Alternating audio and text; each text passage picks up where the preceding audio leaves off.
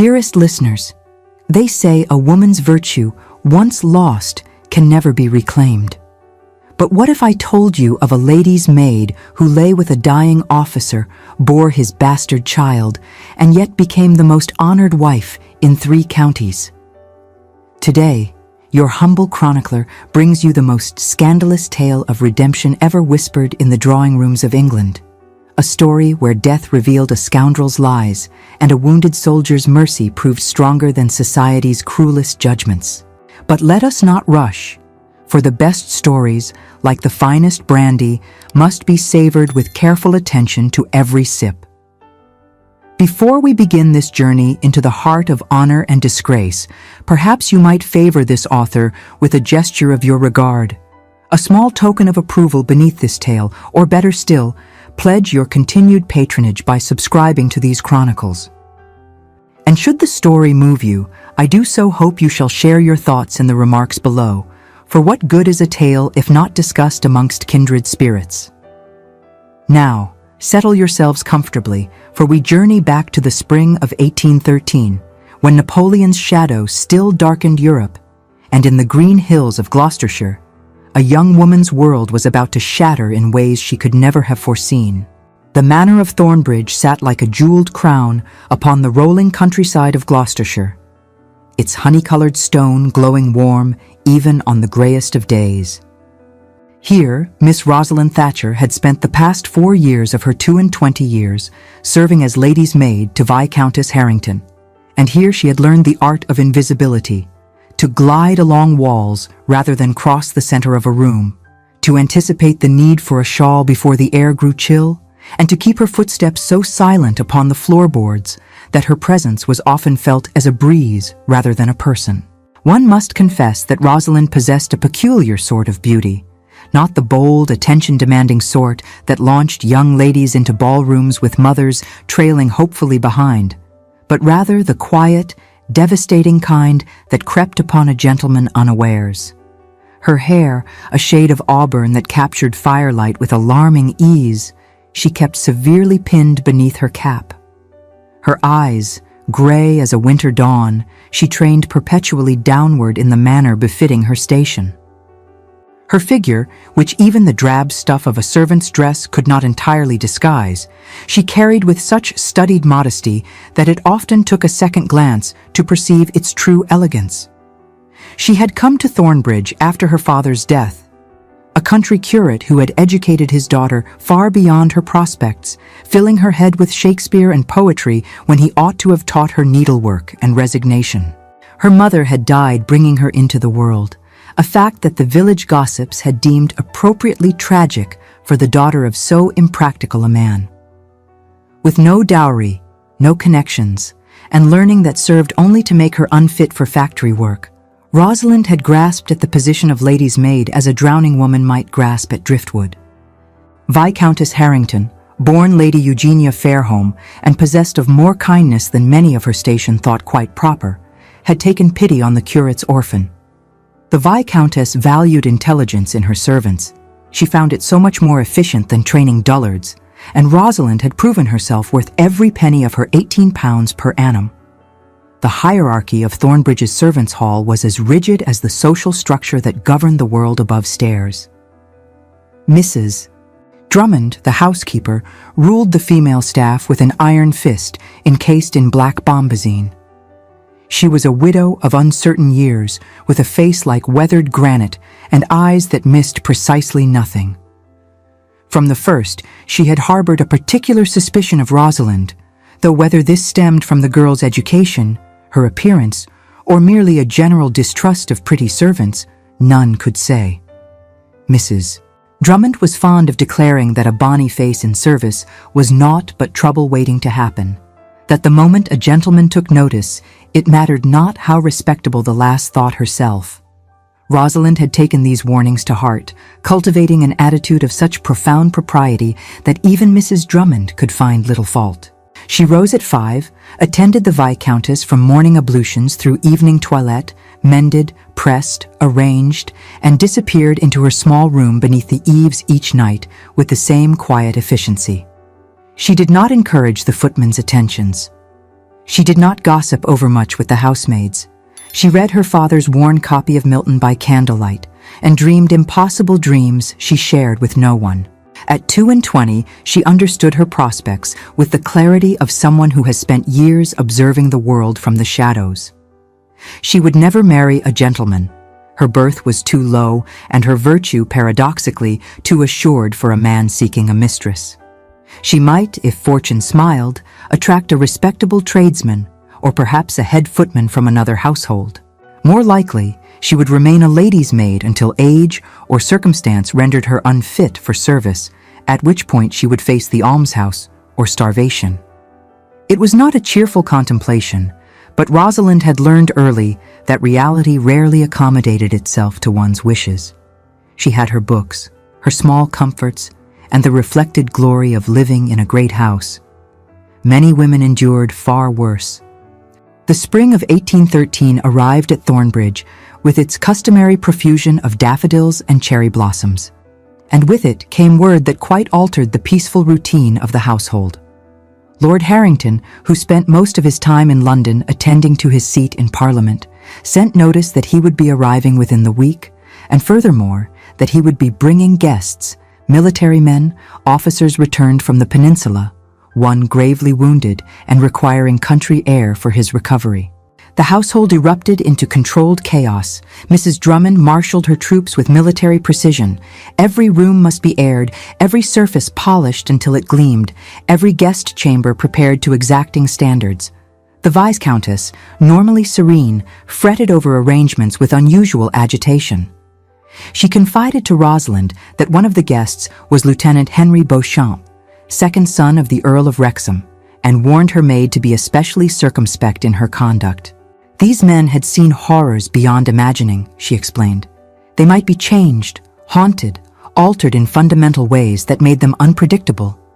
The Viscountess reasoned that Rosalind's composed nature and refined education might prove a soothing balm to a soldier's troubled soul, a more calming influence than that of a coarser servant. It was a miscalculation born of kindness, one she would come to regret most bitterly. Rosalind had no intention of being anything but invisible, as always. Great ladies and gentlemen came and went at houses like Thornbridge. What were they to her, save additional work? She could not have known, as she bent over her careful stitches in the warm afternoon light of the servants' hall that Wednesday in late April, that her life was about to fracture into before and after, that within a fortnight she would learn exactly how much a woman could lose and how unexpectedly salvation might arrive from the most unlikely source. The guests arrived when the light slanted golden through the ancient oaks lining the drive. Rosalind, engaged in mending one of the Viscountess's morning dresses, heard the commotion of arrival, the crunch of gravel, the calling of footmen, the general flutter that attended any disruption of routine. She thought nothing of it. The first indication that something unusual had occurred came when Mrs.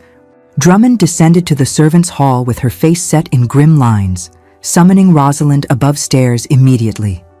To be called thus was rarely a good sign. The Viscountess required her assistance in the blue guest chamber. One of the officers had taken ill during the journey, and Rosalind was to help attend him until the physician arrived from the village. Mrs. Drummond's eyes narrowed as she delivered her instructions. Rosalind was to remember herself, to be respectful, silent, and above all, proper.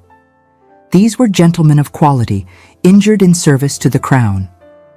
Rosalind followed the housekeeper up the back stairs, through the green baize door that separated the servants' domain from the grandeur beyond, and into the main body of the house.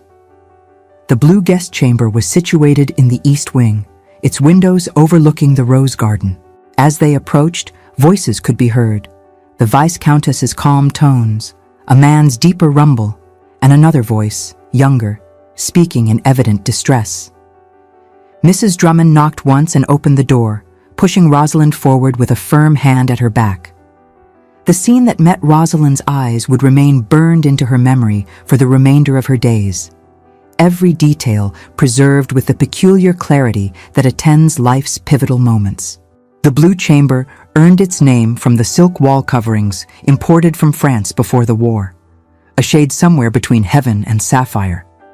Upon the great four-poster bed, propped against a mountain of pillows, lay a young man of perhaps 26 years.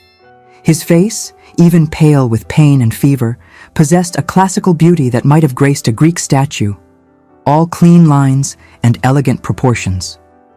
Dark hair, damp with sweat, fell across his brow. His eyes, when they opened, were the deep brown of polished walnut. He wore his shirt sleeves rolled back, and white bandaging wrapped his left shoulder and upper arm, a bloom of red seeping through where the wound wept still. Standing near the window, watching the scene with an expression difficult to decipher, was another officer.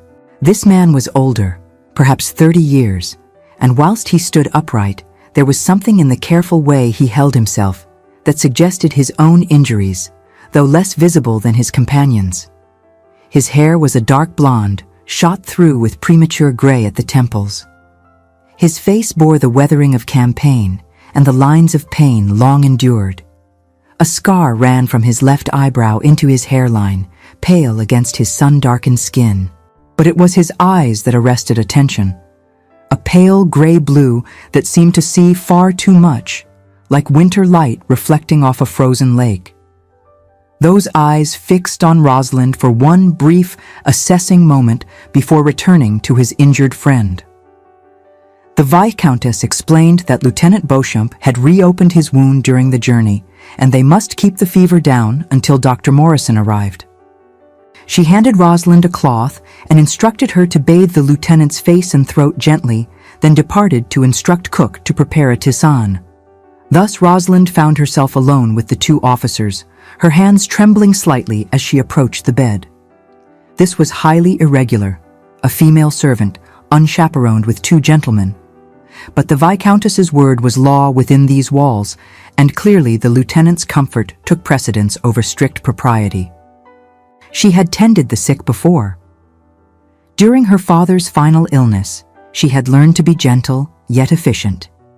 She approached the bed with the same composure she had cultivated through years of service, wrung out the cloth, and with eyes modestly lowered, began to bathe the lieutenant's fevered brow. His skin burned beneath her touch. She worked with quiet efficiency, cooling his face, his throat, his wrists where the pulse hammered too fast. The lieutenant murmured in his delirium, calling her an angel, remarking upon her beauty with the uninhibited frankness of fever. His hand, burning hot, caught her wrist, and he begged to know her name. When she whispered it, Rosalind, he pronounced it like a prayer, and immediately drew the connection to Shakespeare's clever heroine. Despite herself, despite the impropriety, despite the warning voice in her head that sounded remarkably like Mrs. Drummond, Rosalind felt something shift in her chest. A gentleman who knew his Shakespeare? Who drew the connection immediately. Her father had been fond of the bard, she admitted quietly, and the lieutenant declared him a man of excellent taste. He extracted a promise that she would not abandon him to his fever, his grip on her wrist loosening into something almost like a caress. The older officer, Captain Sebastian Wycliffe, as she would later learn, suggested she wait outside, his voice carrying a distinct edge of disapproval.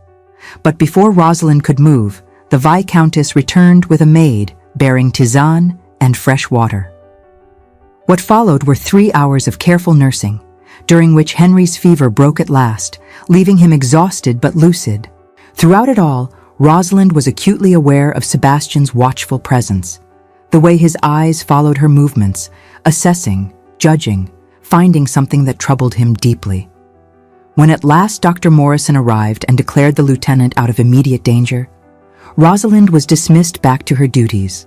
She descended the back stairs on trembling legs, knowing with the terrible certainty of instinct that something irrevocable had begun. Mrs.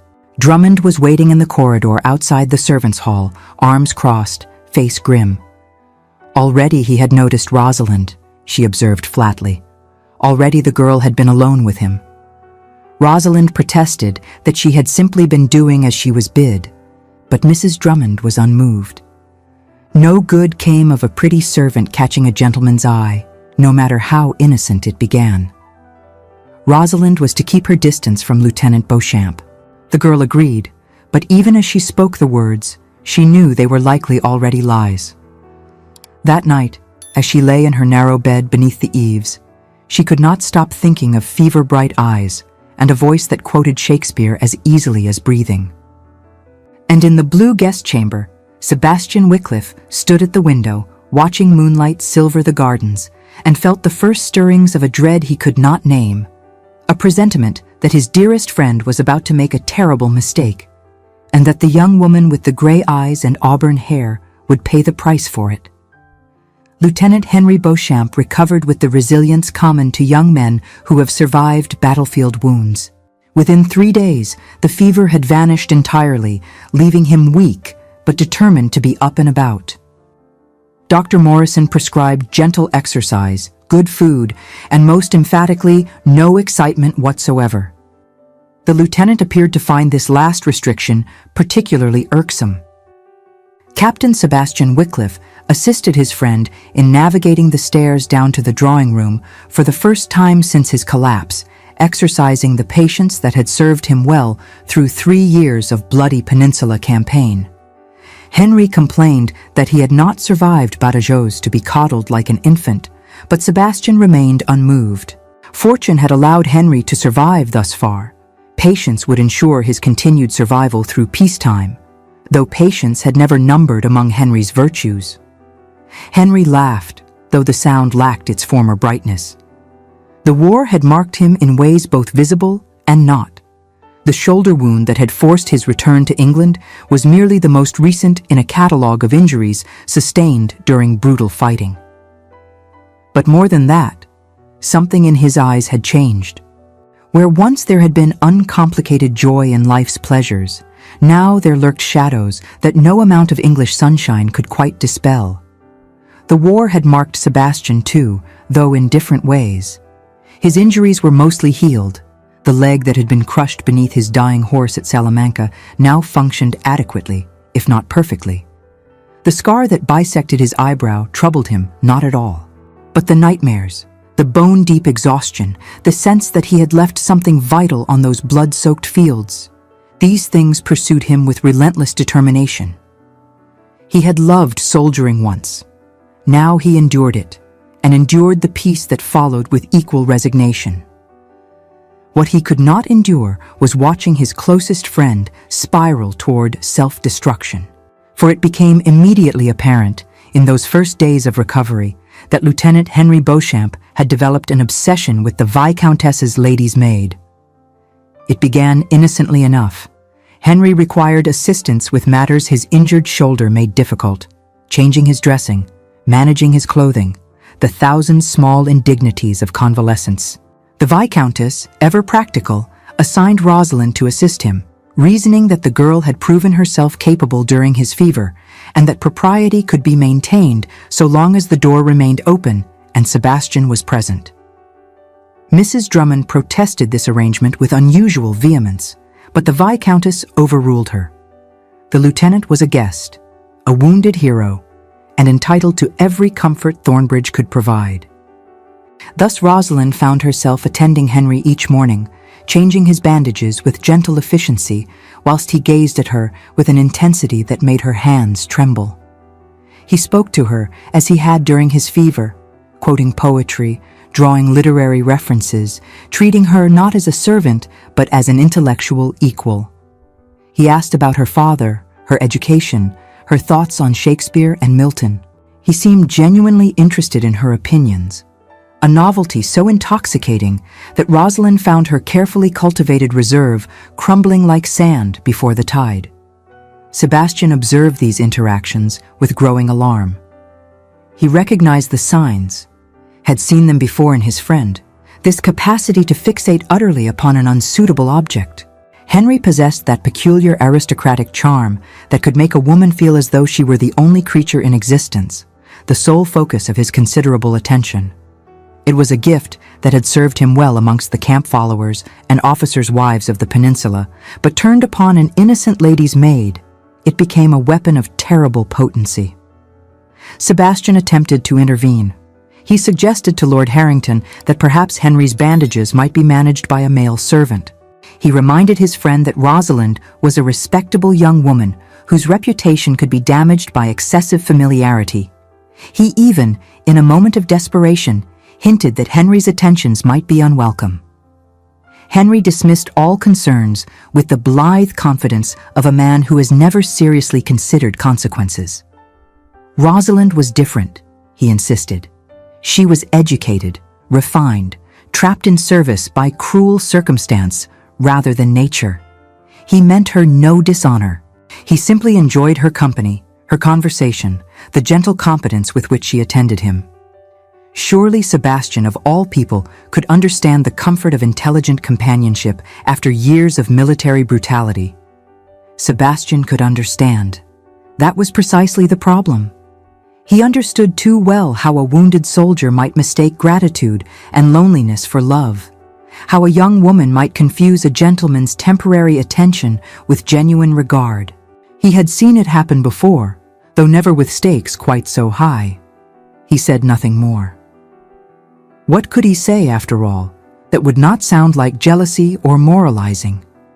Henry was his superior officer, his dearest friend, a man who had saved his life at Ciudad Rodrigo.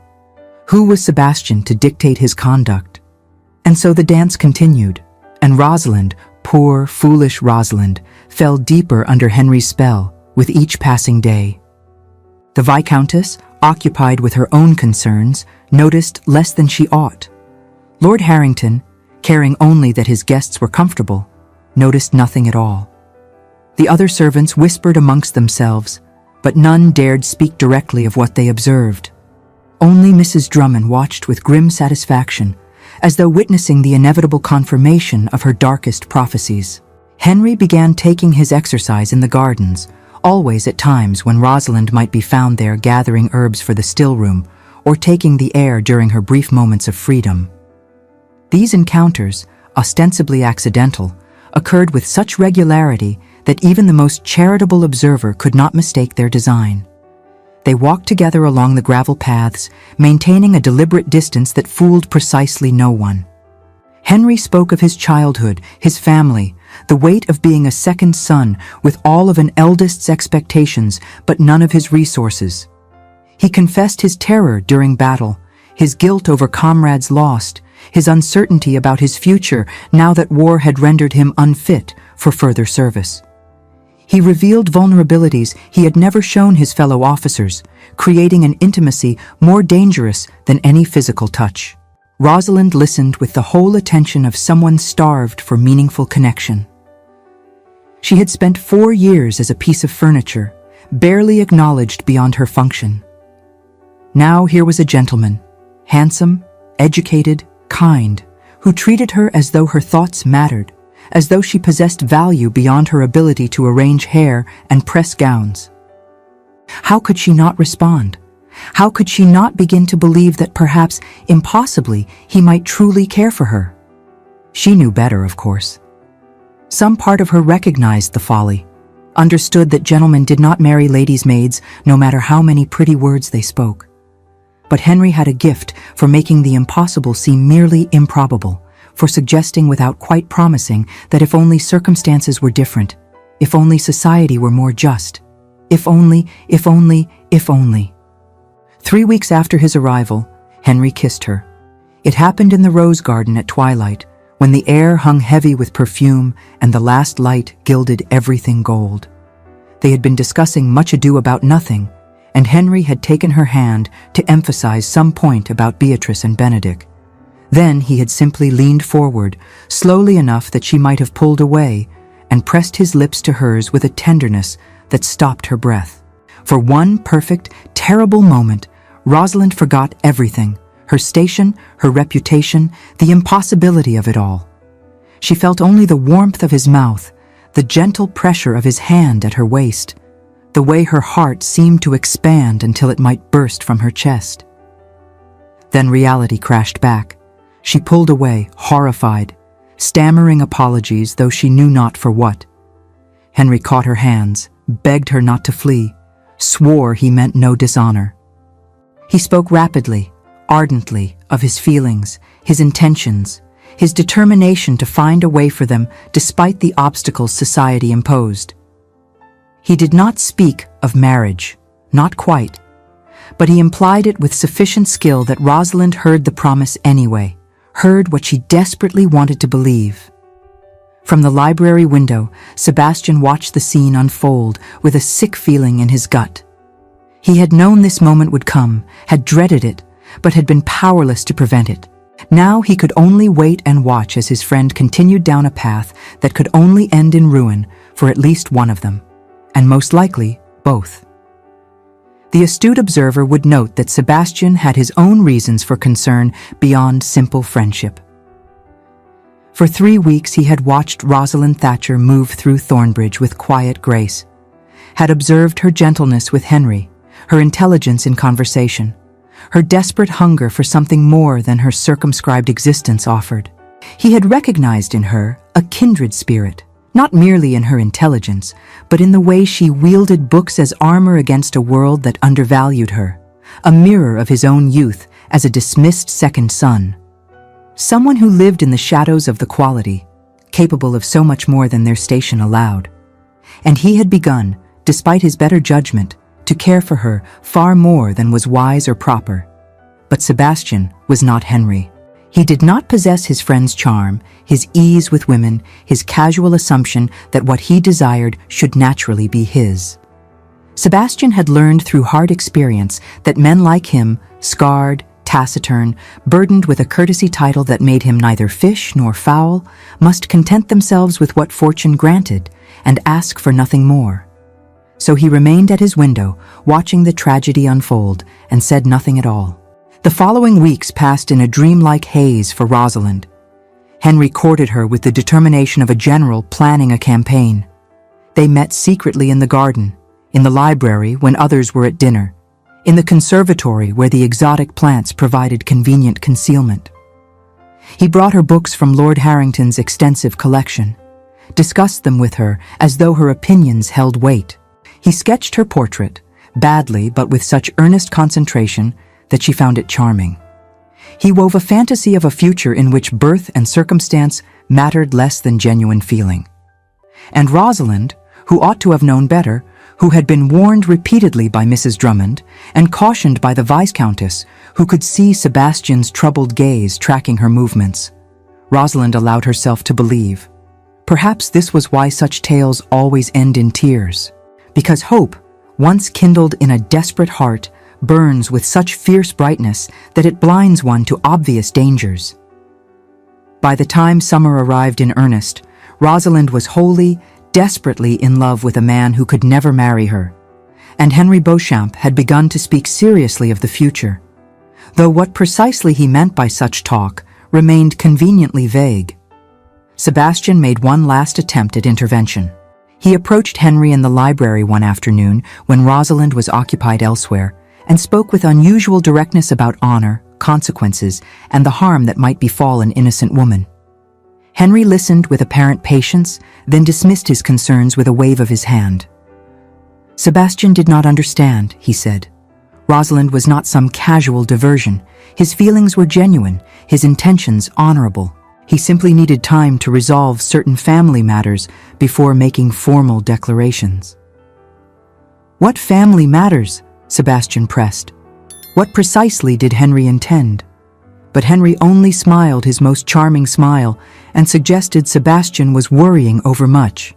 Everything would work out splendidly. It always did for men of their class. Sebastian wanted to shake him, to force him to confront reality, to make him understand that his actions were not occurring in some romantic fantasy, but in a real world where real people would suffer real consequences. But he remained silent. Because what right had he to interfere?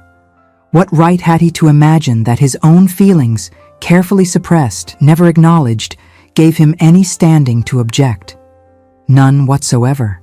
And so summer deepened, and with it deepened the impossible love between a gentleman who refused to consider consequences and a lady's maid who had forgotten to guard her heart.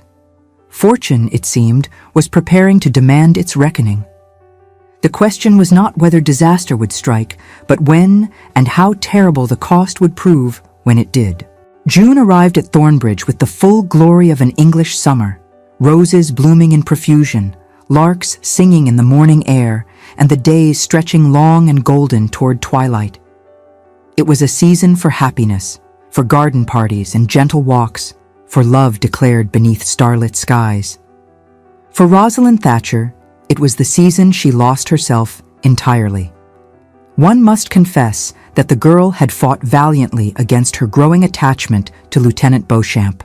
Each night, as she lay in her narrow bed beneath the eaves, she catalogued all the reasons why she must end this dangerous connection. He was a gentleman, she a servant. His family would never countenance such a match. His attentions, however sincere they seemed, could not possibly lead to anything but her ruin. She told herself these truths with the desperate earnestness of someone trying to convince themselves of an unpalatable fact. And each morning, when she encountered Henry in the garden, or the library, or the conservatory, her resolve crumbled like ancient parchment. He was simply too attentive, too charming, too seemingly sincere in his regard.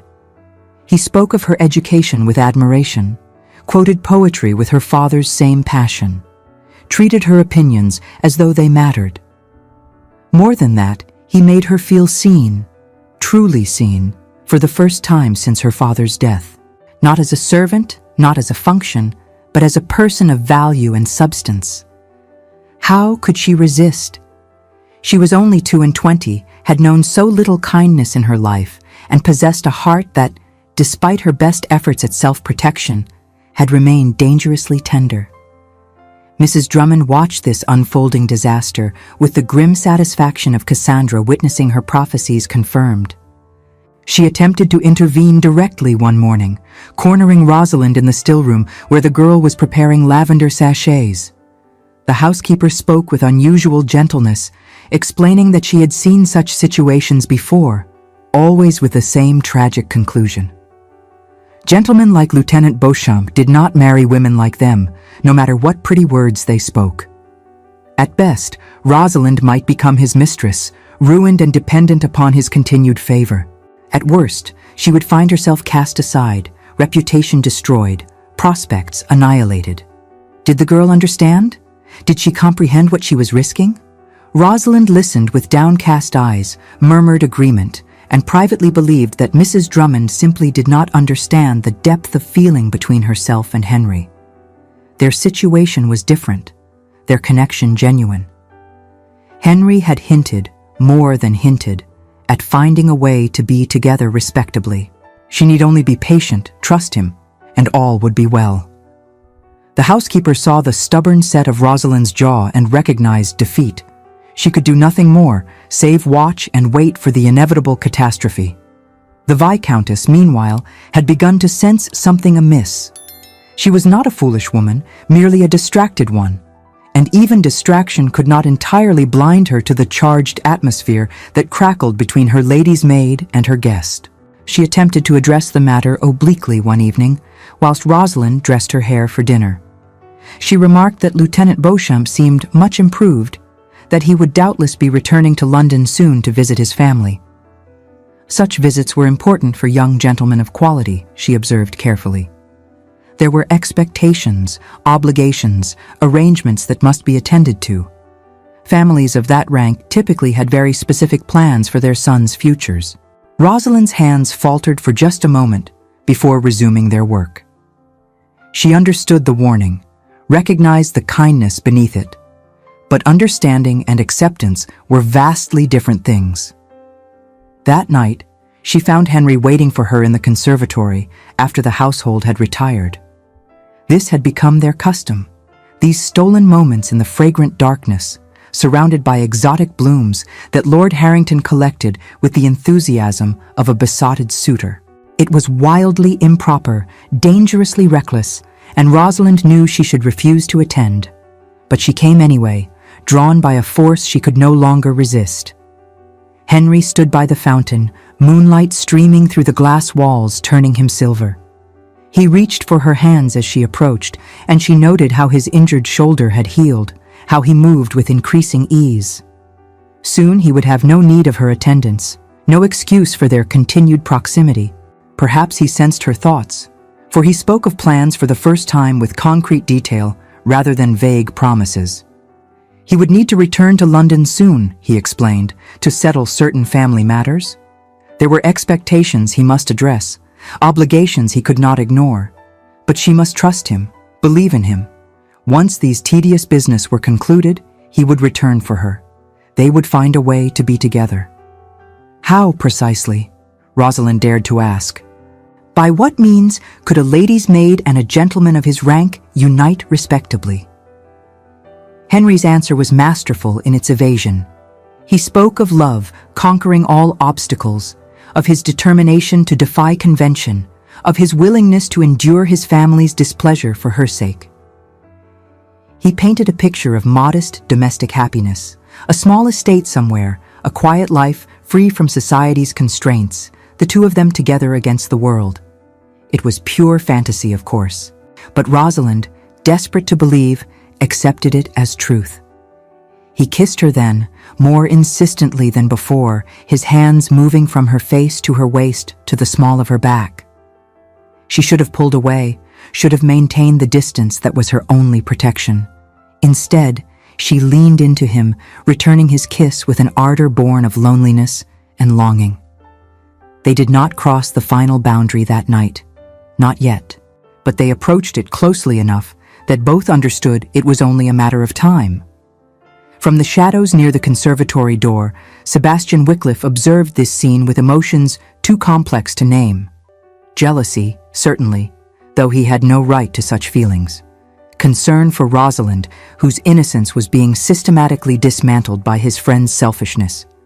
Anger at Henry, whose refusal to consider consequences bordered on criminal. And beneath it all, a bone-deep weariness with his own powerlessness to prevent this disaster. He could reveal the truth to Rosalind, could tell her that Henry was expected to marry the daughter of a prominent colonel, that arrangements had been discussed before their departure for the peninsula, that his family would never countenance a match with a servant. But what good would such revelation serve? She would not believe him, would think him motivated by jealousy or spite. And Henry would simply deny it, spin some new fiction to explain away the inconvenient facts. Better to remain silent, Sebastian decided, and position himself to salvage what he could from the wreckage when disaster inevitably struck. The following week brought news that accelerated events toward their tragic conclusion. A letter arrived from Henry's father, the Earl of Wrexham, demanding his son's immediate return to London. There were matters requiring his attention, family business that could not be delayed. The Earl's tone suggested this was not a request, but a command. Henry's response to this summons was telling. He became agitated, withdrawn, spending long hours alone in his chamber. When he did emerge, he sought Rosalind with almost frantic intensity, as though storing up reserves of her presence against coming deprivation. He confided to her that his father was becoming impatient with his prolonged convalescence, that there were pressures being applied, expectations he could not entirely ignore. But she must not worry, he insisted. He would handle everything. He would make his father understand. She need only wait for him, trust him, and all would be well. Looking back, one might wonder how Rosalind could have been so credulous, so willing to believe promises that rang hollow even in the speaking. But love, especially first love, possesses a peculiar alchemy that transforms doubt into faith, suspicion into trust. And Rosalind had so little experience of the world beyond Thornbridge, so few defenses against a determined seducer. 3 days before Henry's scheduled departure, everything changed.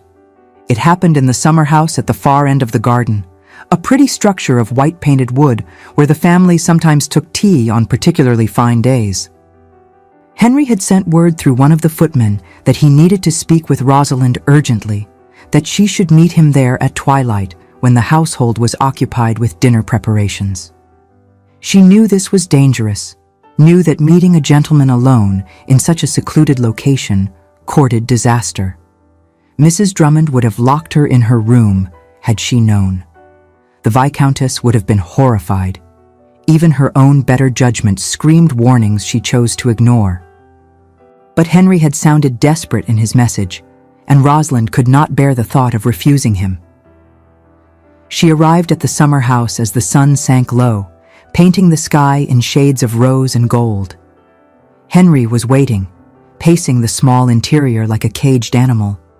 When he saw her, relief flooded his features, and he crossed to her in 3 swift strides, pulling her into an embrace more desperate than tender.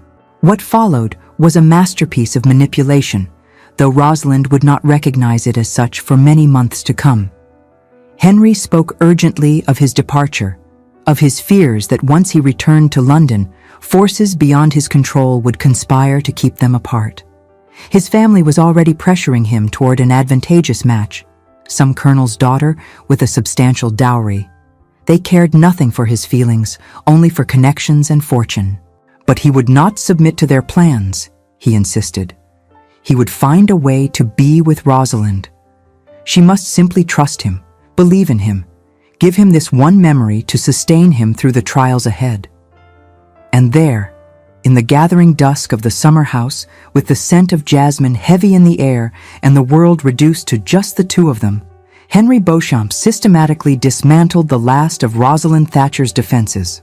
He kissed her with increasing urgency, his hands moving over her body with practiced skill.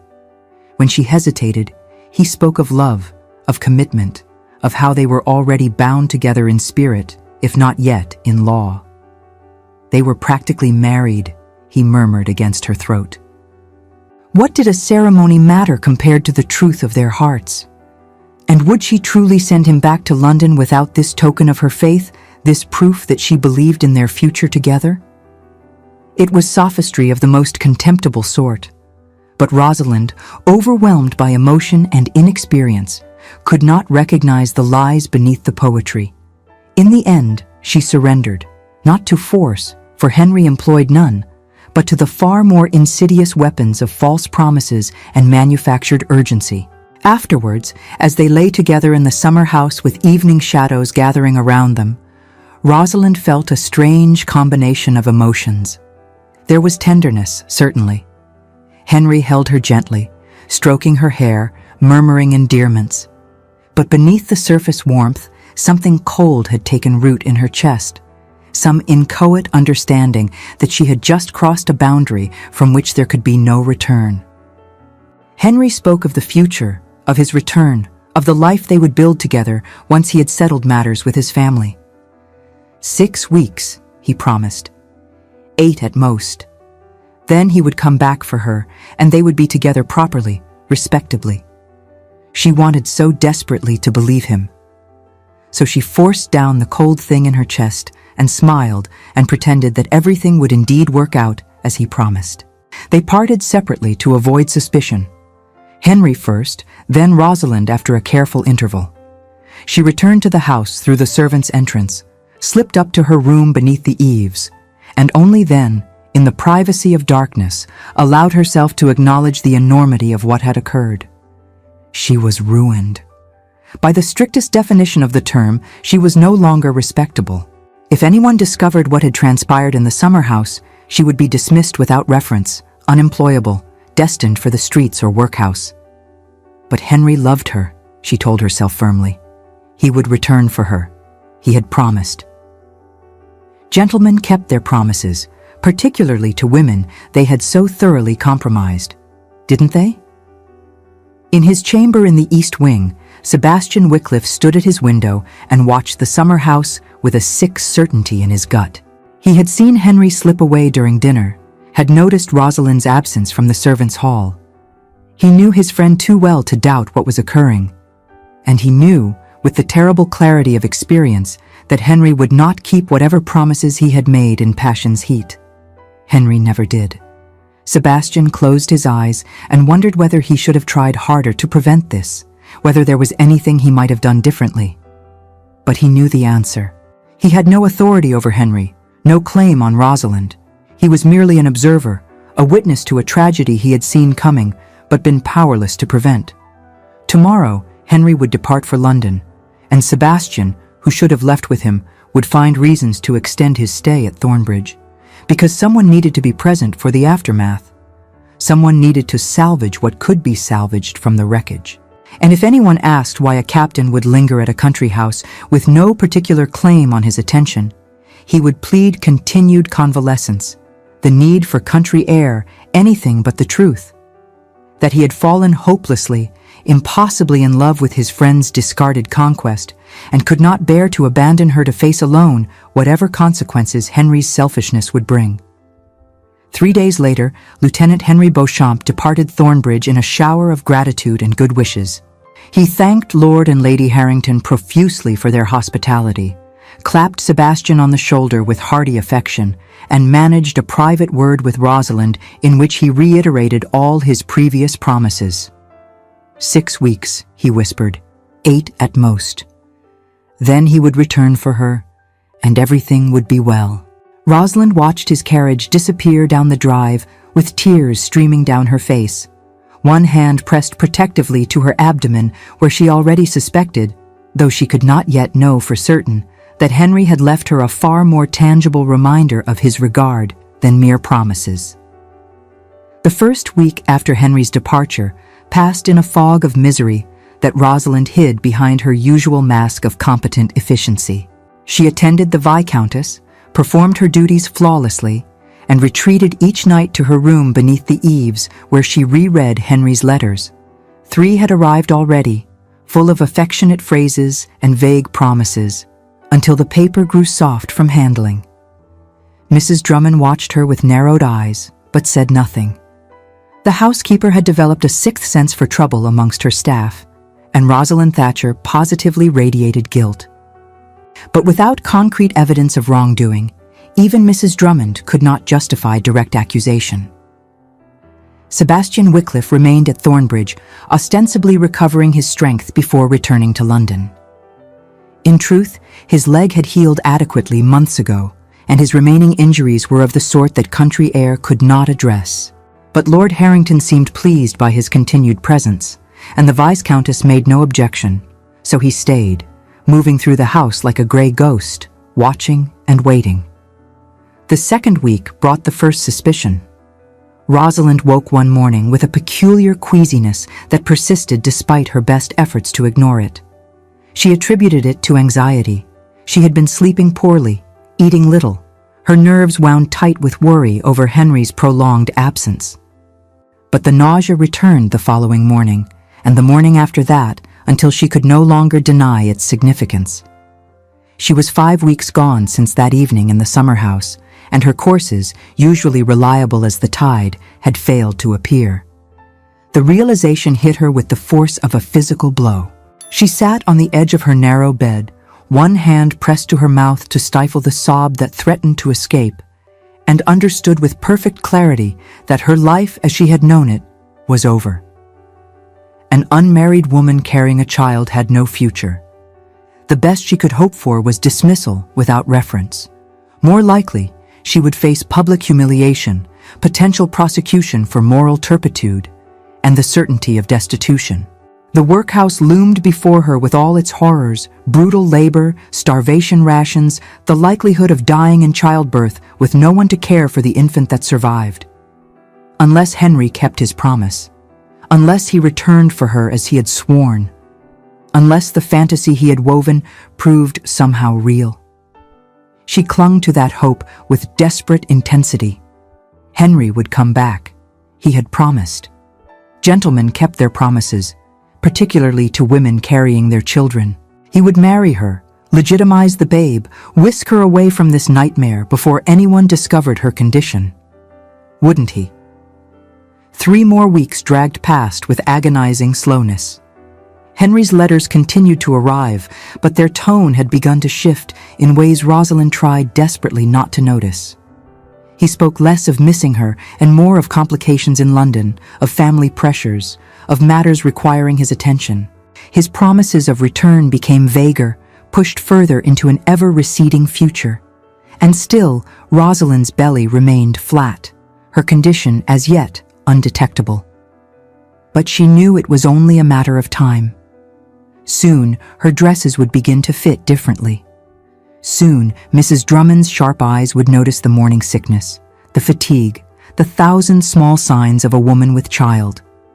The reckoning came sooner than she expected. One morning, as Rosalind made her way through the servants' corridor, she found Mrs. Drummond blocking her path, arms folded, eyes boring into her with that terrible penetration that missed nothing. The housekeeper's voice was low, measured, deadly. She observed that Rosalind had not been well for weeks, that her color was poor, her appetite diminished. She hoped, with pointed emphasis, that it was not anything that might bring shame upon this house. Rosalind stammered some excuse about a stomach complaint, but Mrs. Drummond's expression made clear she believed not a word. The housekeeper said nothing more, simply stepped aside to let her pass. But the message was unmistakable. Time was running out. She needed to tell someone, needed help. But who could she possibly confide in? The Viscountess, kind as she was, would be bound by propriety to dismiss her. Mrs. Drummond would show no mercy. The other servants would shun her as damaged goods. She was utterly, terribly alone. The 9th week after Henry's departure brought the letter Rosalind had been dreading.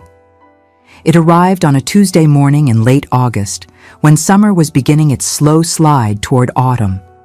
She recognized Henry's hand immediately and carried the letter to her room with trembling fingers, some terrible instinct warning her that this missive was different from the others. She was correct.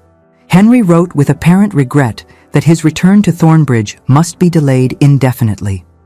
Family matters had become more complicated than anticipated. His father was unwell, requiring his attendance. There were obligations he could not shirk, expectations he must meet. He hoped she understood. He promised to write again soon with better news. There was no mention of marriage, no reference to her condition, which he could not know about, as she had been too frightened to confess it by letter. No concrete plans for their future together, simply polite phrases of regret and vague promises that rang hollow even on paper. Rosalind read the letter 3 times, each reading driving the knife of reality deeper into her heart. Then she folded it carefully, placed it with the others in her small trunk, and allowed herself precisely 5 minutes of silent weeping before washing her face and returning to her duties. She understood now. Henry was not coming back. He had never intended to come back. Everything he had promised in the summer house had been lies, pretty words designed to ease her surrender. She had been a fool, a naive, desperate fool who had believed that a gentleman could genuinely care for a servant. And now she would pay for that foolishness with everything she had. 2 days later, Rosalind was gathering herbs in the kitchen garden when the world suddenly tilted sideways. The nausea that had plagued her mornings chose that moment to assert itself with vicious intensity. She barely made it to the edge of the garden before losing what little breakfast she had managed to consume. When she straightened, wiping her mouth with the back of her hand, she found Captain Wycliffe standing nearby, his gray-blue eyes fixed upon her with an expression that mingled concern and something else, a knowledge, perhaps, of what her sickness signified. They stared at one another for a long moment. Then Sebastian spoke quietly, his voice carrying none of the judgment she expected. He asked if she was well, though his tone suggested he already knew she was not. When she stammered some excuse about spoiled milk, he simply nodded, but his eyes remained troubled. That evening, as twilight gathered in the garden, Rosalind found herself there again, drawn by she knew not what compulsion. She sat on the stone bench near the fountain, one hand pressed to her still flat abdomen, and tried to formulate some plan for survival. She could write to Henry again, confess her condition, beg him to honor his promises.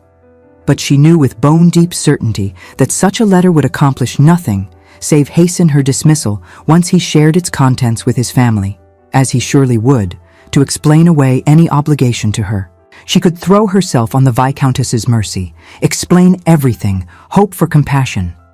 But compassion had limits, and no amount of sympathy would allow a lady to keep a pregnant, unmarried maid in her household. She could flee before her condition became obvious, seek work elsewhere under a false name. But without references, visibly unwell, she would find no respectable position. And lies had a way of unraveling. She could end the pregnancy through means whispered about in the servants' hall. Certain herbs, certain women in certain villages who provided certain services. But even if she could bring herself to commit such an act, it was illegal, dangerous, and likely to leave her dead or permanently injured. Every path led to destruction.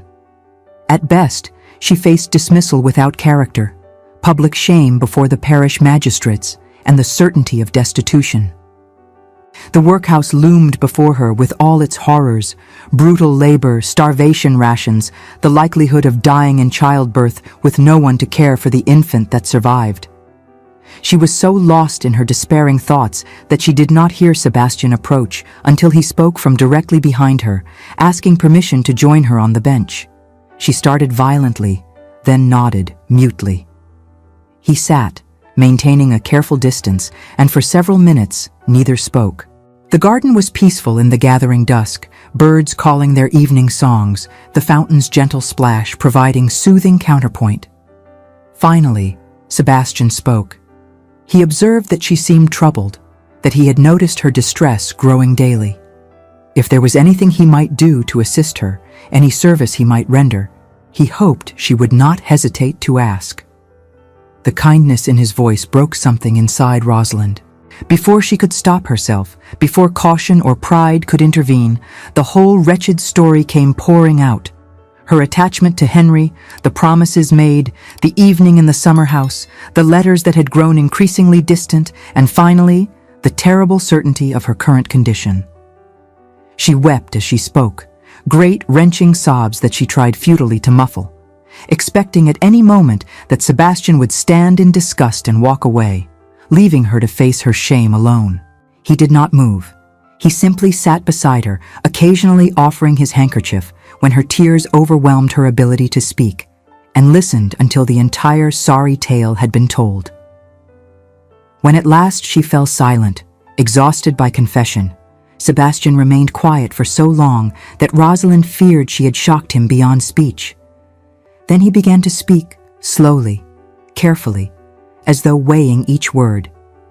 He said that he had suspected something of the sort was occurring, that he had tried to warn Henry, had attempted to prevent this outcome, but had failed, that he was deeply sorry for his failure and for her suffering, that Henry had behaved abominably without honor or consideration for the consequences of his actions.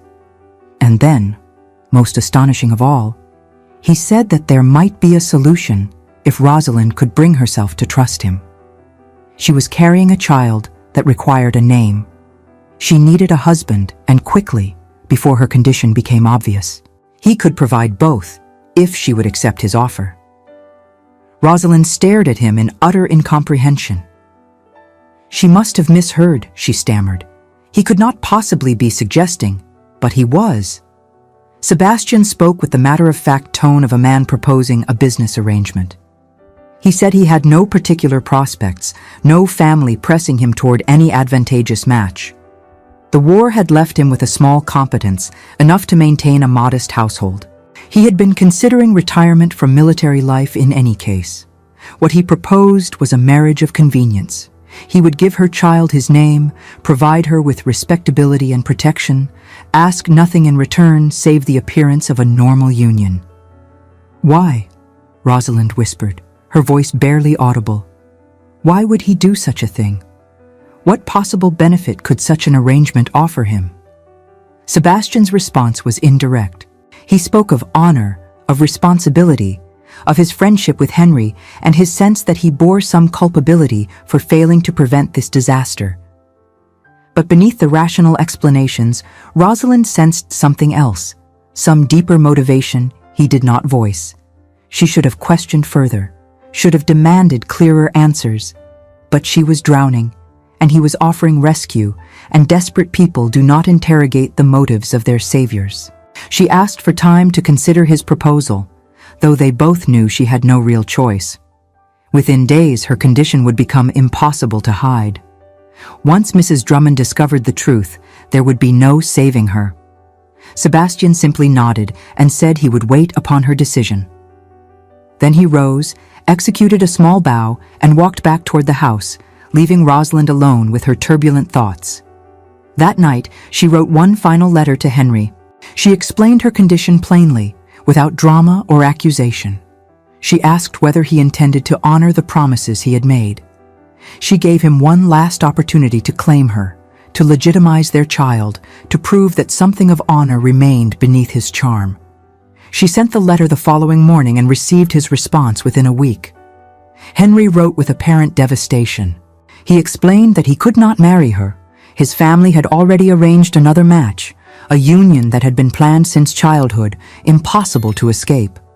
He enclosed a bank draft for £20 and expressed his sincere hope that she would use it to establish herself elsewhere, far from Gloucestershire, where the scandal might follow her. He wished her well. £20. The price of 4 years' careful virtue, of all her father's teachings, of every hope she had cherished for a respectable future. She might have laughed had she not been crying so hard. The following evening, she found Sebastian in the library and accepted his offer. The wedding took place exactly 1 week later in the village church, conducted by the elderly vicar who had known Rosalind since her father's time. It was a small, grim affair, witnessed only by Lord and Lady Harrington, the Viscountess tearful, the Viscount clearly baffled by the sudden turn of events, and Mrs. Drummond, whose expression suggested she understood far more than the others and approved of none of it. Sebastian had arranged everything with military efficiency. He had spoken privately with Lord Harrington, explaining that he and Miss Thatcher had formed an attachment during his convalescence, that their feelings had progressed to the point where marriage seemed the natural conclusion. It was perhaps hasty, he acknowledged, but war had taught him not to defer happiness when it might be grasped. The Viscount, who had noticed nothing whatsoever of the drama unfolding beneath his roof, accepted this explanation without question. A wounded officer marrying a respectable lady's maid seemed perfectly reasonable, commendable even, showing proper gratitude for excellent care during convalescence. The Viscountess harbored more suspicions, but kept them to herself. She had observed enough to guess at the truth, or something close to it, but chose to interpret Sebastian's actions as redemptive rather than suspicious. If Captain Wickliffe wished to marry her maid, she would not stand in the way. Indeed, she felt a mixture of relief and guilt. Relief that Rosalind would be respectably settled, guilt that she had not protected the girl more carefully from whatever had occurred. Only Mrs. Drummond saw the situation with perfect clarity. The child's timing would reveal everything once it arrived. But by then, Rosalind would be a married woman, the babe legitimate in the eyes of law, if not of biology. It was a better outcome than the girl deserved, but Mrs. Drummond had lived long enough to know that justice and mercy were not always the same thing. The ceremony itself was a blur in Rosalind's memory. She stood beside Sebastian in her best dress, dark blue, hastily altered to allow for her changing figure, and repeated vows she could barely hear over the roaring in her ears. Sebastian's voice remained steady throughout, his responses clear and firm, as though he were accepting a military commission rather than binding himself for life to a woman carrying another man's child. When the vicar pronounced them man and wife, Sebastian took her hand with the same careful gentleness he had shown throughout their brief acquaintance and pressed a chaste kiss to her forehead. Not her lips. That intimacy, apparently, was a step too far even in the performance of matrimony. They returned to Thornbridge in the Viscountess's carriage, sitting in awkward silence whilst the woman who had been Rosalind's employer offered increasingly desperate congratulations. A wedding breakfast had been prepared, though no one seemed to have much appetite. Lord Harrington made a toast to happiness and long life. The Viscountess presented Rosalind with a beautiful shawl as a wedding gift. Chattas. Drummond offered nothing, save a look that clearly said the girl was getting far better than she deserved. Through it all, Rosalind felt as though she were watching the scene from a great distance, as though it were happening to someone else entirely. By late afternoon, Sebastian had settled his affairs with Lord Harrington and prepared for their departure. He had taken a small house in a village some 30 miles distant, he explained to Rosalind, a respectable place where they could live quietly, where no one knew them or their history. He had sent ahead to engage minimal staff. They would leave immediately to avoid excessive gossip. Rosalind packed her few belongings in a daze. The Viscountess embraced her with genuine warmth, pressed additional gifts into her hands, made her promise to write. Mrs. Drummond's farewell was considerably cooler, but not unkind. The other servants offered awkward congratulations, tinged with clear relief. Rosalind's sudden marriage had provided delicious gossip without requiring them to shun one of their own. By evening, Rosalind found herself in Sebastian's modest carriage, heading toward a future she could not begin to imagine. She sat as far from her new husband as the interior allowed, her hands folded tightly in her lap, her eyes fixed determinedly on the passing countryside. Sebastian made no attempt at conversation. He simply sat across from her, occasionally glancing her direction with an expression she could not decipher, and allowed the silence to stretch between them like a chasm.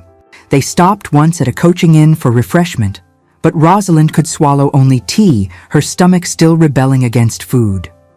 Sebastian noted her difficulty with a small frown, but said nothing, simply paid the reckoning and handed her back into the carriage with the same careful courtesy. It was full dark when they arrived at the house Sebastian had let, a pretty stone cottage on the outskirts of a village whose name Rosalind did not catch. A housekeeper waited to greet them, a stout woman of middle years who introduced herself as Mrs. Albright and showed them to their respective chambers with brisk efficiency. Respective chambers, separate rooms. Rosalind had not dared hope for such consideration, had steeled herself for demands she would have no choice but to meet. The relief that flooded through her was almost painful in its intensity. Mrs. Albright left them in the small parlor with tea and cakes, promising supper within the hour. When the door closed behind her, Rosalind found herself alone with her husband for the first time since the ceremony, and the weight of what she had done, what he had done for her, crashed down with suffocating force. She tried to thank him, but the words emerged as broken fragments. She attempted to explain that she understood the enormity of his sacrifice, that she would endeavor not to be a burden, that she hoped. Sebastian cut her off with a gentle gesture.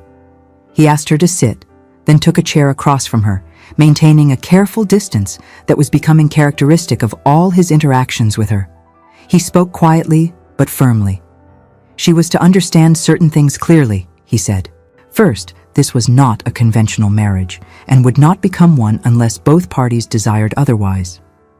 He asked nothing from her save the public appearance of a normal union. Second, the child she carried would be raised as his own, given his name, treated with all the care and affection due any infant. Third, she was his wife, and therefore entitled to his protection, his support, and his respect. He would honor those obligations regardless of the circumstances that had brought them to this arrangement. And fourth, his gray-blue eyes met hers with uncomfortable directness. She was never to contact Henry Beauchamp again. The man had forfeited any claim to her or her child. Any future communication between them would be viewed as a breach of their marital contract and grounds for immediate dissolution of the arrangement. Did she understand? Could she accept these terms? Rosalind nodded mutely. She understood.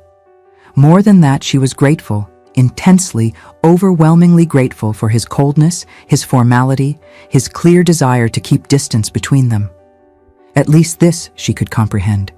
At least this made sense after the terrible confusion of Henry's false warmth. Sebastian seemed satisfied with her agreement. He rose, said he would leave her to rest before supper, and departed with a small bow as though taking leave of a casual acquaintance rather than his wife of mere hours. Left alone, Rosalind pressed both hands to her face and tried to understand what her life had become. She had awakened this morning as Miss Rosalind Thatcher, lady's maid, ruined woman, carrying a bastard child. She would sleep tonight as Mrs. Sebastian Wycliffe, respectably married, her child legitimate in the eyes of law, if not of God. She should have felt relief, gratitude, some modicum of peace. Instead, she felt only a crushing sense of loss, for the life she would never have, for the love she had believed genuine, for the innocent girl who had trusted pretty promises and paid the ultimate price for that trust. In the chamber above, Sebastian Wycliffe stood at his window and wondered what manner of fool bound himself for life to a woman who loved another man, who carried that man's child, who had agreed to marry him only out of desperate necessity. A fool with a scarred face and a shattered leg and a heart that had, despite all wisdom and self-protection, fixed itself upon a gray-eyed lady's maid who could never love him in return. He had told himself he was acting from honor, from responsibility, from his failure to protect her from Henry's predations. These were all true, as far as they went. But beneath those noble justifications lay a more uncomfortable truth. He wanted her. Not physically, or not only physically, but fundamentally. He wanted the right to protect her, to provide for her, to see her smile again, as she had in those early days before Henry destroyed her innocence. He wanted to give her child a name and a future. He wanted to prove that not all men were selfish creatures like his former friend. He wanted, in short, to be the man she believed Henry to be, honorable, steadfast, true to his word. The irony was not lost on him. He had won her hand through another man's betrayal, had claimed her when she had no other choice. What manner of honor was that? None whatsoever. But he would make the best of it. Would prove through actions rather than empty promises that he could be trusted. Would hope that someday, perhaps, gratitude might ripen into something warmer. Or if not, well. He had endured worse disappointments. At least this way, she and the child would be safe, cared for, protected from the world's cruelties. It would have to be enough. The months that followed established a pattern that would define the Wycliffes' peculiar marriage. Sebastian maintained a formal distance, treating Rosalind with unfailing courtesy but no particular warmth. They took meals together in strained silence, broken only by the most necessary conversation. He provided generously for her comfort, hired a personal maid to attend her, consulted her on household decisions, and asked nothing whatsoever in return, save that she maintain the fiction of marital normalcy when others were present. The sole sound in the small dining room was the clink of silver against porcelain. They sat at opposite ends of a table that seemed vast as a battlefield, passing the salt without their eyes meeting, each a prisoner in the fortress of courtesy he had constructed to protect her. They lived as polite strangers sharing a house, bound by legal contract, but separated by an emotional chasm that seemed to widen rather than narrow with each passing week. Rosalind found this arrangement both relief and torment. She was grateful for Sebastian's restraint, his refusal to exercise his conjugal rights, his apparent contentment with their cold coexistence. After Henry's passionate deceptions, Sebastian's emotional distance felt almost like safety, but beneath the gratitude lurked a confusion she could not quite name. She had expected, what? Demands? Resentment? Some acknowledgement of the tremendous sacrifice he had made?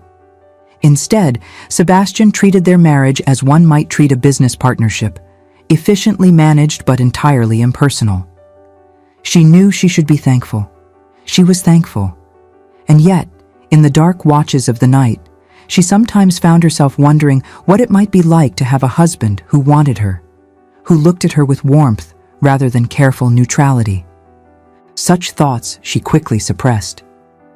She had no right to want more than she had been given. Sebastian had saved her from ruin. That he found no pleasure in their union was hardly surprising. She carried another man's bastard and had come to him with neither affection nor fortune. What man would desire such a wife? As autumn deepened toward winter, Rosalind's condition became increasingly obvious. Her gowns required constant alteration. Morning sickness plagued her despite having entered the second trimester. Mrs. Albright clucked over her with maternal concern, preparing strengthening broths and tisanes, never once suggesting by word or expression that she doubted the child's legitimacy. The village accepted the Wycliffes without undue curiosity. A wounded officer and his quietly spoken wife merited neither excitement nor suspicion. They attended church regularly, nodded politely to neighbors, and maintained the sort of respectable obscurity that characterized so many country gentry of moderate means. Only one incident threatened their careful peace. In late November, a letter arrived for Rosalind bearing Henry's familiar hand. She found it on the hall table one morning and stared at it with the sort of horrified fascination one might direct toward a poisonous serpent. She should destroy it unopened, should take it immediately to Sebastian, should do anything except what she actually did, which was to slip it into her pocket and retreat to her chamber to read in private.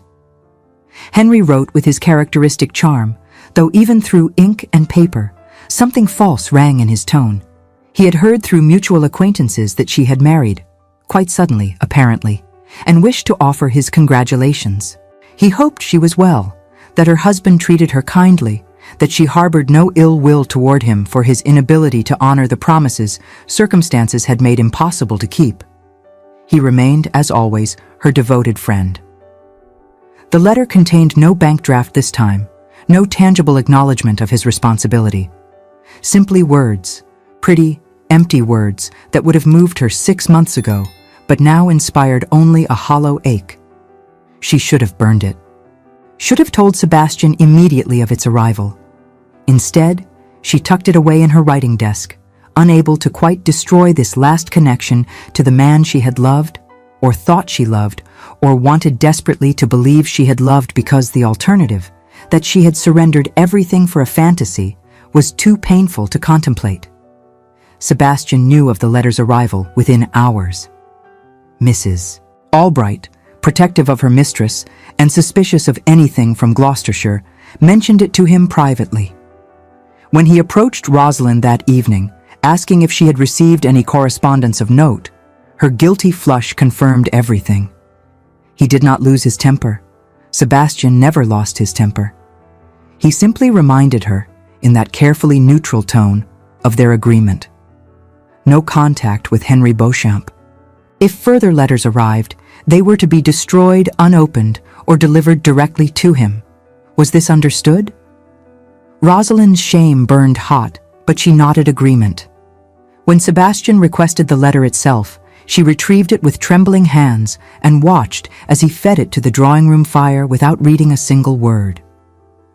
Only after it had been reduced to ash did he speak again, and then it was merely to ask if she required anything for her comfort before he retired.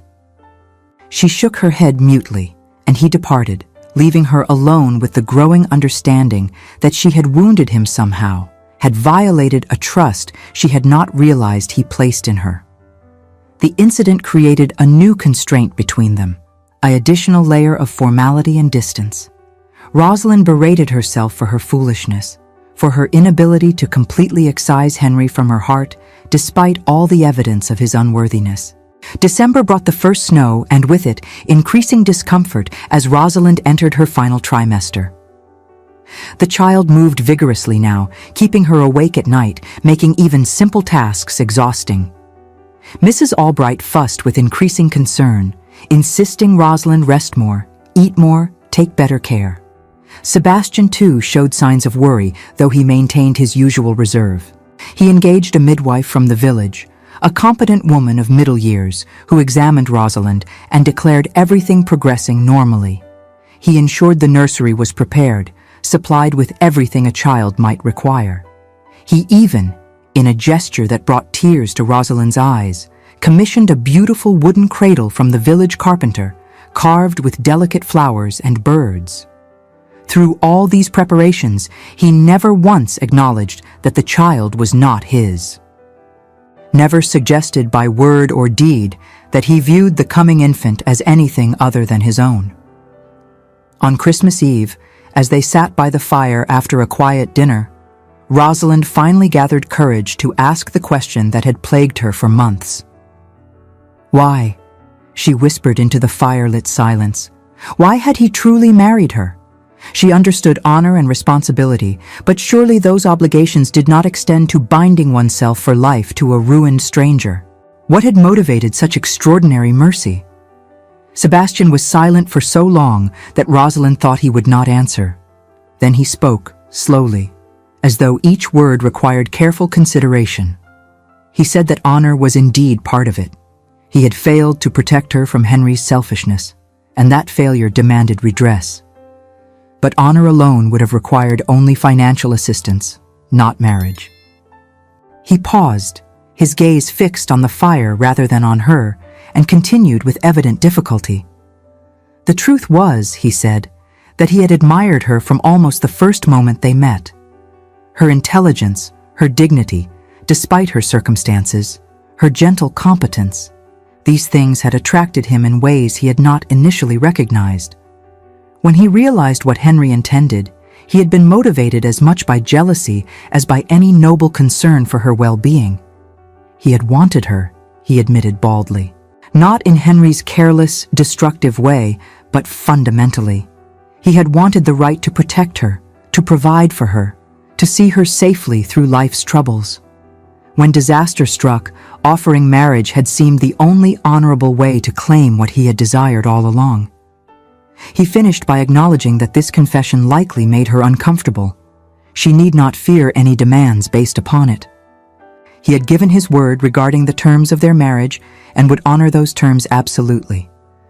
But she had asked for truth, and truth, however awkward, she deserved. Rosalind sat frozen, her hands clasped protectively over her swollen belly, trying to process this revelation. Sebastian had wanted her?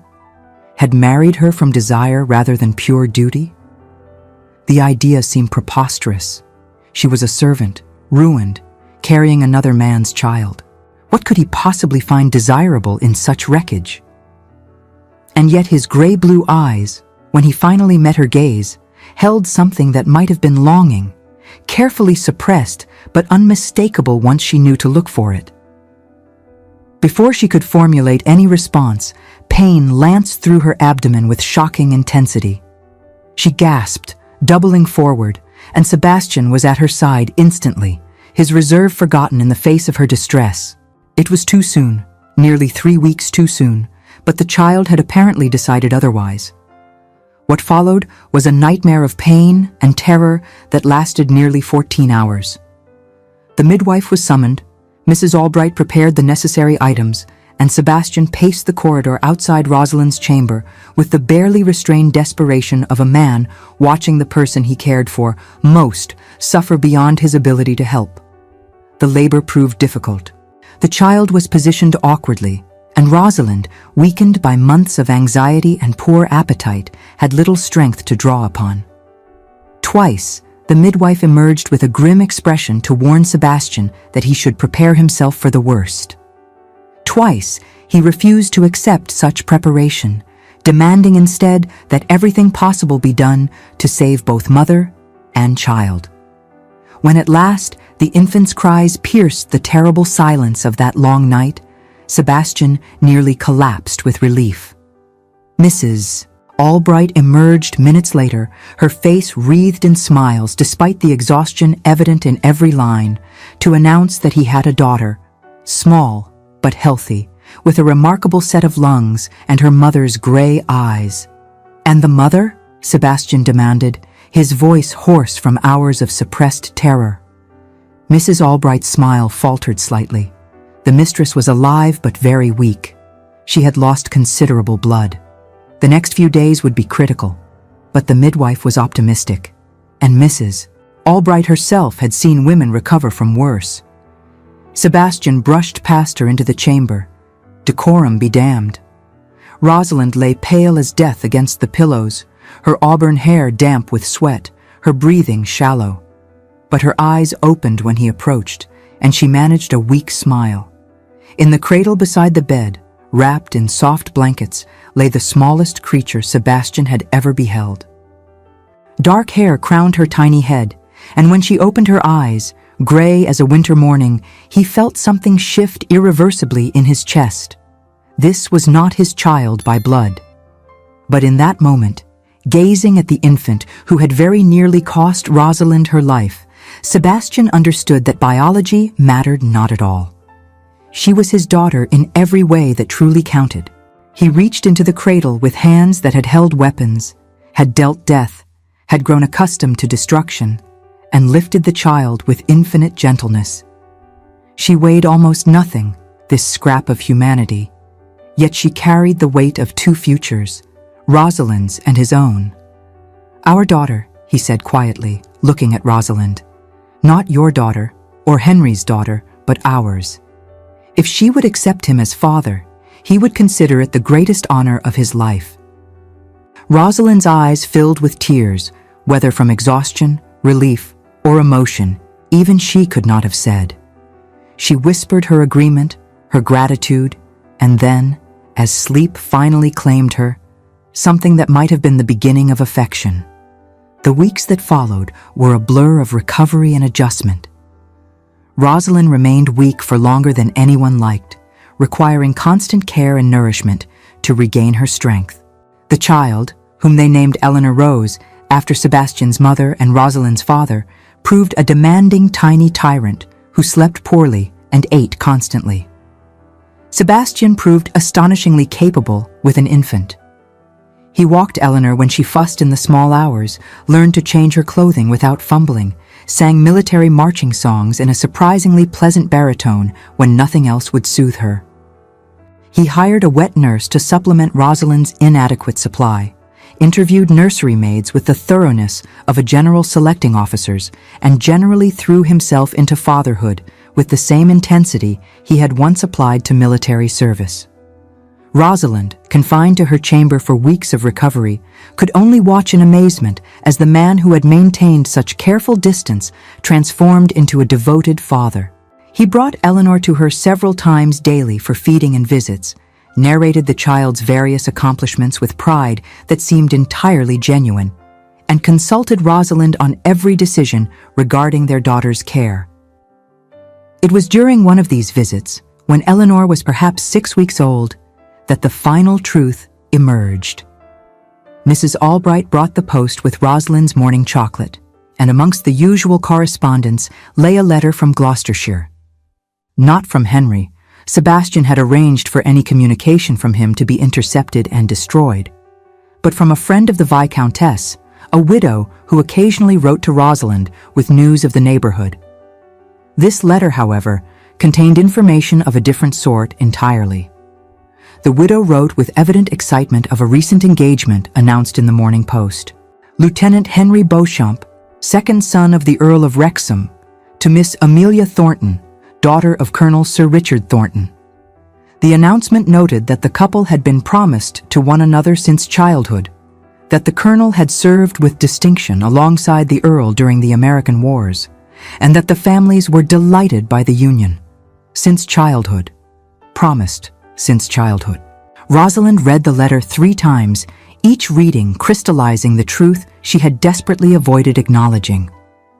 Henry had never intended to marry her. From the very beginning, his promises had been lies. He had been engaged, formally, officially engaged, throughout their entire acquaintance. Every word he had spoken in the summer house, every vow he had made, had been deliberate deception. She had not been betrayed by circumstance or family pressure or cruel fortune. She had been betrayed by a man who had known exactly what he was doing and had done it anyway, who had calculated her seduction with the same precision he might have applied to a military maneuver. The realization should have destroyed her. Instead, oddly, it brought a kind of terrible clarity. She had not been special enough to keep, as she had tormented herself believing. She had simply been available, and Henry had taken what was offered without any intention of honoring the implied bargain. She sat with the letter in her lap, staring at nothing, until Sebastian entered with Eleanor for her midday feeding. He took one look at her face and asked what had occurred. When she silently handed him the letter, he read it quickly, his expression darkening with each line. He apologized then for not telling her sooner. He had known about the engagement, had known about it at Thornbridge, had tried to warn Henry away from pursuing her, had understood from the beginning that his friend had no intention of honoring his pretty promises. He had kept silent, thinking it would spare her pain to believe Henry might have meant well, even if circumstances prevented his return. He saw now that this had been a mistake, that allowing her to maintain illusions had been a cruelty rather than a kindness. Rosalind listened in numb silence. Then she asked the question that had been building in her chest since Christmas Eve. Did Sebastian still want her? Not out of pity or duty or obligation, but genuinely? Because she found, to her own surprise, that she might, if he truly desired it, be willing to make their marriage real in every sense. Sebastian froze. Eleanor still cradled in his arms and stared at Rosalind as though she had begun speaking in tongues. She rushed on before courage could fail. She said that she understood now what he had tried to tell her at Christmas, that she was profoundly grateful for everything he had done, that she recognized the extraordinary mercy he had shown. But more than that, and here her voice dropped to barely a whisper, she had come to admire him deeply. His steadfastness, his honor, his gentle care of Eleanor, the way he had proven through actions rather than empty words that his promises could be trusted. She would not claim to love him as she had believed she loved Henry. She was not certain she understood what love truly meant anymore. But she respected him immensely, felt safe with him as she had never felt safe before, and thought perhaps that respect and safety might prove a firmer foundation than the passion and poetry that had led her so astray. If he still wanted a true marriage, she would be willing, no, she would be glad, to offer him that. The silence that followed stretched so long that Rosalind began to regret her boldness. Then Sebastian carefully transferred Eleanor to her cradle, crossed to where Rosalind sat, and lowered himself to one knee beside her chair with the care his injured leg still required. He took her hand, the first time he had touched her voluntarily since their wedding day, and spoke with the quiet intensity of a man who had kept his feelings locked away too long. He said that he had wanted her since Thornbridge, had married her knowing she might never return his regard, had accepted that their union might remain forever one of cold convenience. He had told himself it would be enough simply to care for her, to give Eleanor a father, to prove himself worthy even if she never saw him as anything other than a kind benefactor. But if she was offering more, if she truly meant what she said, then yes. God, yes. He wanted a real marriage with her. Wanted to be her husband in truth, not just in law. Wanted the right to hold her, to comfort her, to share her bed and her life completely. He would not rush her, he promised. Would give her whatever time she needed to be certain. But if she was certain already, if she truly meant this offer, then he would accept it with gratitude and devotion and every atom of his being. Rosalind looked at the man kneeling before her, this scarred, steady, honorable man who had saved her when he had no obligation to do so, who had claimed another man's child as his own, who had asked nothing in return for his extraordinary mercy. And she realized, with startling clarity, that what she felt for him was not gratitude alone. It was trust, admiration, affection. And beneath those safer emotions, the first tender shoots of something that might, given time and care, grow into genuine love. She told him she was certain. She placed her free hand against his scarred cheek and said she wanted to try, truly try, to make their marriage everything it could be. Sebastian's response required no words. He simply leaned forward and kissed her with a tenderness that acknowledged all they had endured, all they had lost, all they might yet build together. It was not the passionate, desperate kiss Henry had given her in the summer house. It was something better, a kiss that promised partnership rather than possession, steadiness rather than storm, truth rather than pretty lies. When they finally drew apart, Eleanor chose that moment to announce her displeasure at being ignored, and they both laughed, real laughter, unstrained, unforced, before Sebastian retrieved their daughter and brought her to Rosalind for feeding. And there, in the warm afternoon light of the nursery, with Eleanor nursing contentedly and Sebastian seated beside them, his hand covering Rosalind's, a family truly began. 2 years have the swiftness of dreams when happiness fills them, and the slow weight of eternity when misery darkens the days. For the Wycliffes, those 2 years passed as something between, not pure bliss, for life seldom grants such perfection, but steady, growing contentment that deepened with each passing season into something far stronger than fleeting joy. The transformation of their marriage from convenient fiction to genuine union proved gradual rather than sudden. That first kiss in the nursery did not magically erase months of careful distance and mutual wariness. But it opened a door that had been locked, allowing tenderness to seep slowly into the spaces between them. Sebastian moved from his separate chamber into Rosalind's within a month of their conversation, but their physical union began with remarkable gentleness. He courted her with the patience of a man who understood that trust, once shattered, required time to rebuild. There were evenings of simple companionship, hands held before the fire, kisses that asked rather than demanded, and eventually, intimacy that felt nothing like her desperate surrender in the summer house. Instead, it spoke of partnership, mutual care, the slow revelation of vulnerability on both sides. Rosalind learned during those months what love truly meant beyond poetry and passion. It meant Sebastian bringing her tea before she asked, having learned she could not properly wake without it. It meant his steady presence during Eleanor's childhood illnesses, walking the floor through long nights when fever made the child fretful. It meant his quiet pride when Rosalind began writing again, essays and observations she had suppressed for years, which he encouraged her to submit to magazines under a careful pseudonym. It meant, perhaps most significantly, that he never once mentioned Henry Beauchamp's name or reproached her for the circumstances of Eleanor's conception. For his part, Sebastian discovered that having someone care for him, genuinely care, not from duty, but from choice, healed wounds he had not realized still bled.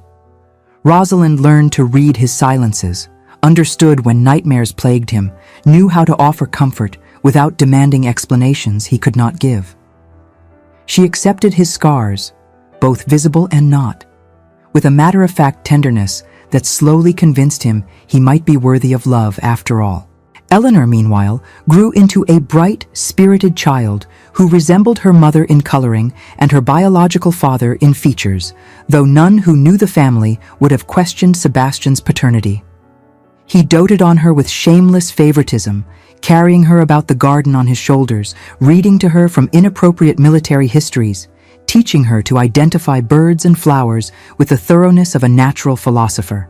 When Rosalind conceived again, this time unquestionably Sebastian's child, some 15 months after Eleanor's birth, the joy was uncomplicated and shared. Their son, James, arrived with far less drama than his sister, a placid infant who seemed content to observe the world with Sebastian's gray-blue eyes and cause minimal disturbance. The village had long since accepted the Wycliffes as respectable, if slightly odd gentry. Captain Wycliffe's limp and scars earned respect rather than pity, the marks of a hero after all. Mrs. Wycliffe's quiet intelligence and her husband's obvious devotion made them favorites amongst the local families. If anyone noted that Eleanor had arrived somewhat precipitously after the marriage, they kept such observations to themselves. The child bore Sebastian's name, was clearly loved by both parents, and that was sufficient for all but the most determined gossips. Those determined gossips did exist, of course. There were whispers about the hasty marriage, speculation about Rosalind's past, rumors that filtered occasionally from Gloucestershire about Lieutenant Beauchamp's own rather rushed wedding. His bride delivered an air with suspicious promptness, suggesting that the gentleman's taste for seduction extended to his own betrothed. Such gossip troubled the Wycliffes not at all. They had built something real, something solid, and the opinions of narrow-minded strangers could not touch it. The true test of their transformed marriage came unexpectedly in the spring of Eleanor's 3rd year, when Sebastian received a letter from his former commanding officer requesting his presence in London for a military inquiry. It seemed certain financial irregularities had been discovered, and Sebastian's testimony was required to establish the facts. The inquiry would take several weeks, possibly months. Sebastian would need to maintain lodgings in London, attend daily sessions, navigate the complex politics of military bureaucracy. He could not possibly bring his family. The accommodations would be inadequate, the environment unsuitable for small children. He presented this information to Rosalind with visible reluctance, clearly dreading a separation he had not sought and could not avoid. Her response surprised him. She declared calmly that if Sebastian must go to London, then naturally she would accompany him. Mrs. Albright was perfectly capable of caring for the children for a few weeks. Rosalind had never seen London properly, only passed through once on her way to Thornbridge years ago, and she would very much like to experience it with her husband. Sebastian protested. The children needed her. The expense would be considerable. London during the season was crowded, chaotic, entirely inappropriate for a woman of her temperament. Rosalind simply smiled and began making arrangements. They departed for London on a bright April morning, leaving 2 tearful children in Mrs. Albright's capable hands, and arrived in the capital to find lodgings Sebastian had arranged in a respectable but unfashionable district near the Inns of Court. What followed were 6 weeks that felt, in many ways, like a delayed wedding journey. The military inquiry occupied Sebastian's days, but his evenings belonged to Rosalind. He showed her London with the pride of a native guide, not the fashionable London of balls and assemblies, but the real city. They visited the British Museum, wandered through bookshops, attended the theatre, walked in parks both grand and hidden. And it was in London, surrounded by crowds of strangers who knew nothing of their history, that Rosalind realized how completely she had fallen in love with her husband. Not the desperate, consuming passion she had mistaken for love with Henry. This was quieter, deeper, built on countless small moments of trust and care. It was the way Sebastian took her arm when crossing muddy streets, the way he listened to her opinions as though they mattered, the way he looked at her across the breakfast table each morning as though she were the finest thing in his world. She told him so one evening as they walked back to their lodgings after attending a performance of Hamlet. She said that she loved him, not from gratitude, not from obligation, but truly, deeply, with her whole heart. That marrying him was the best thing that had ever happened to her, even if it had begun in desperation. That she could not imagine her life without him now. Sebastian stopped walking, right there in the middle of the street, and stared at her as though she had performed some miracle. Then he pulled her into an embrace entirely inappropriate for a public thoroughfare and whispered into her hair that he had loved her since Thornbridge, had married her against all reason and expectation, had spent 2 years trying not to hope that she might someday feel the same. They returned to their lodgings in a state of euphoria that would have embarrassed them both had they been capable of caring about such things. The military inquiry concluded successfully. Sebastian's testimony helped exonerate an innocent man and expose the true culprit, earning him the gratitude of his former commander and a modest commendation. But more importantly, it gave him and Rosalind those 6 weeks in London, that time away from daily responsibilities, to simply be together, to cement the bond that had formed so unexpectedly. They returned to their cottage in late May to find Eleanor had grown impossibly tall in their absence, that James had learned to crawl, and that Mrs. Albright had maintained the household with effortless competence. The reunion was joyful, chaotic, filled with sticky embraces and tearful declarations, and Eleanor's endless questions about London. That evening, after the children had been settled and the household had returned to its usual rhythm, Sebastian and Rosalind stood together in their garden, watching the sunset paint the sky in shades of rose and gold. Sebastian observed quietly that they had been married 3 years now, and that he considered himself the most fortunate man in England. Rosalind, leaning against his shoulder, replied that fortune had very little to do with it. He had made a choice, an extraordinary, selfless choice, and had proven through every action since that his word could be trusted. She was the fortunate one, she insisted, to have found a man who understood that real love was built not on pretty promises, but on daily acts of kindness and fidelity. They stood in comfortable silence as stars began to emerge, And if the ghosts of past mistakes haunted the gathering darkness, they had lost their power to wound. For this is the truth that society often obscures, that redemption is possible, that mistakes need not define us, that love founded on respect and steadiness can prove stronger than passion built on sand. Rosalind had been ruined by a charming scoundrel who spoke poetry and delivered pain. She had been saved by a scarred soldier who offered mercy without conditions and love without demands. And in the end, it was the quiet, steady love that triumphed, the kind that woke each morning and chose commitment anew, that weathered storms and celebrated small joys, that built families and futures not on romantic fantasy, but on honest partnership. If one were to encounter the Wycliffes today, for they remain in that village still, their family grown to include 2 more children, their happiness deepened by time, one would see nothing remarkable. Simply a country gentleman with his wife, surrounded by boisterous offspring, living the sort of ordinary life that society deems unremarkable. But the astute observer would note the way Captain Wycliffe still looks at his wife after a decade of marriage, with wonder, as though he cannot quite believe his fortune. And the way Mrs. Wycliffe's hand seeks his in moments of quiet, finding there the steady anchor she had once thought lost to her forever. They would note Eleanor, now a spirited girl of 13, who adores the father who raised her and knows nothing of the man who sired her. They would see James and his younger siblings, growing up in a home where love is demonstrated rather than merely declared. And perhaps, if they were very astute indeed, they would recognize the truth, that sometimes the greatest love stories begin not with passion, but with mercy, not with romance, but with redemption, not with the man who promises everything, but with the man who delivers on what he pledges. And so another tale of hearts united reaches its blessed conclusion. Love, it seems, finds a way even through the cruelest betrayals and darkest despair.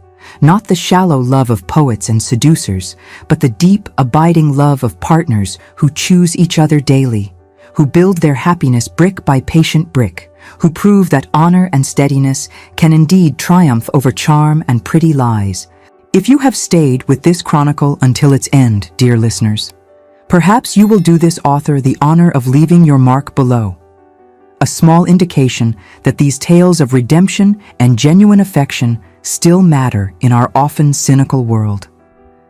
And should you wish to hear more such stories, your continued patronage would be most gratefully received. For there are many tales yet to tell, many hearts yet to unite, and much wisdom to be gleaned from those who loved truly rather than merely passionately.